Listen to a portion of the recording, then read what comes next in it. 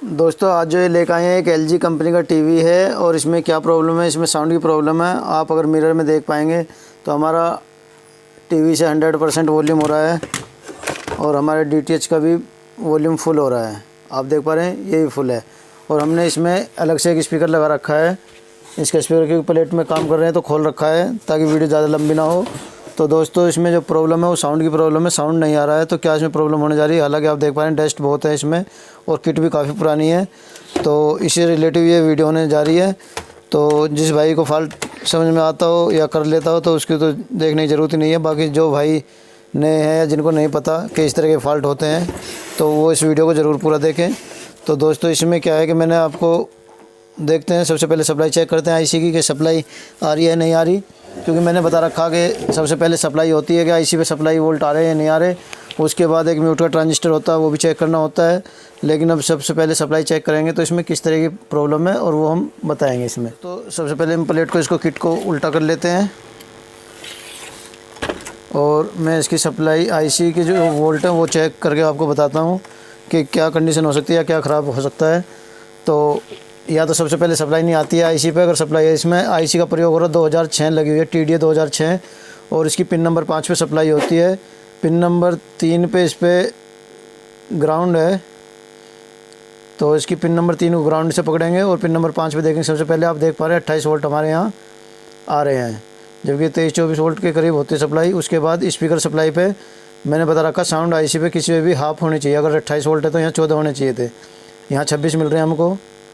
इसकी pin number 2 पे भी हमें वही 24 वोल्ट मिल रहे हैं और पिन नंबर 1 पे भी, यानी कि सभी पिनों पे इसके बराबर जितनी सप्लाई है वही सप्लाई हमको मिल रही है ग्राउंड से।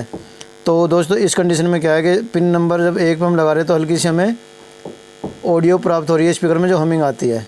तो इस कंडीशन में क्या हो सकता है कि इसकी जो ग्राउंड है म्यूट इस ट्रांजिस्टर भी ठीक होगा, इसमें सप्लाई आ ही रही है लेकिन सप्लाई इसकी पिनों पे बराबर आ रही है। तो आईसी तो ख़राब नहीं होगी, क्योंकि आईसी ख़राब होती है तो आईसी का भी होता है। अब इसमें क्या करेंगे कि यहाँ आप देख पाएंगे इसमें 3 रजिस्टेंस लगी हुई हैं दोस्तों। ये अगर यहाँ देख पाएंगे आप तो इसमें 3 रजिस्टेंस लगी है, 100K की रजिस्टेंस है तीनों। इनमें से एक यहाँ से ग्राउंड इसको देता है पिन नंबर 1 को, जहाँ से ये PF ग्राउंड है तो इसकी पिन नंबर 1 पे ये जा रही है ग्राउंड से, और पिन नंबर 1 के बीच में 100K की रजिस्टेंस है। तो ये यहाँ से ग्राउंडिंग इसको कंप्लीट नहीं कर रही है, इसकी आईसी की जो ग्राउंडिंग दूसरी पिनों की ग्राउंडिंग है, तो उसकी वजह से भी साउंड की प्रॉब्लम ये बनती है। तो मैंने ये 100K की रेजिस्टेंस ले ली है। अगर मीटर से आप चेक करोगे तो वो वहाँ ख़राब भी मिल सकती है, नहीं तो एक अलग से 100K की लगा के हम सबसे पहले ग्राउंड पूरा करके देखेंगे, क्योंकि इसके वोल्टेज जो आईसी के वोल्टेज राइट नहीं है। तो कोई भी आप काम कर रहे हो तो आईसी के वोल्टेज आपको याद रखने चाहिए। तो ये मैंने यहाँ से ग्राउंड लगा लिया है और इधर जो आपने देख पाया है नीचे जो 3 रेजिस्टेंस 100K की, ये हम बीच में यहाँ से जो बीच वाली है उसको यहाँ से ग्राउंडिंग पूरी करेंगे इसकी।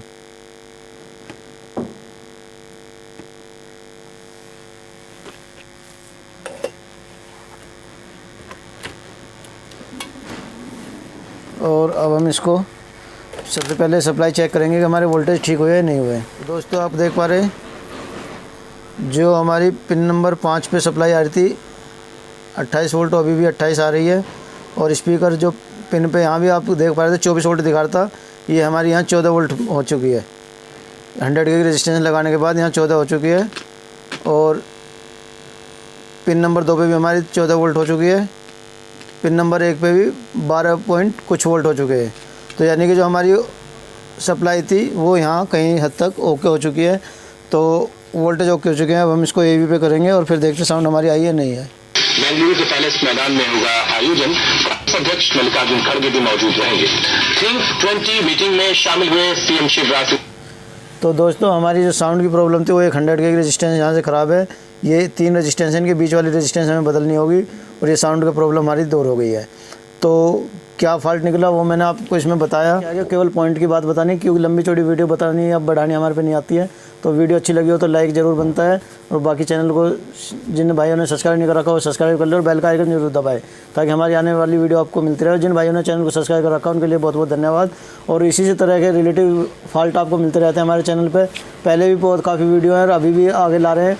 और फिर एक सीरीज़ बाय सीरीज़ हर बच्चों के लिए जो काम सीखना चाहता है हमसे जुड़ के, उनके लिए एक सीरीज़ शुरू कर रहे हैं कि कोई भी बच्चा जीरो से लेके और मैकेनिक लेवल तक घर बैठे बिना पैसे लगाए इंजीनियर बन जाए और अपने घर बैठे रह के पैसे कमाए। तो ये हमारा ध्येय वो लेकर आ रहे हैं, जल्दी इस पर आने शुरू हो जाएंगे आपके एपिसोड, तो उसको ज़रूर देखें और हमारे फॉलो करें। तो दोस्तों फिर मिलते हैं अगली किसी वीडियो में, तब तक के लिए नमस्कार।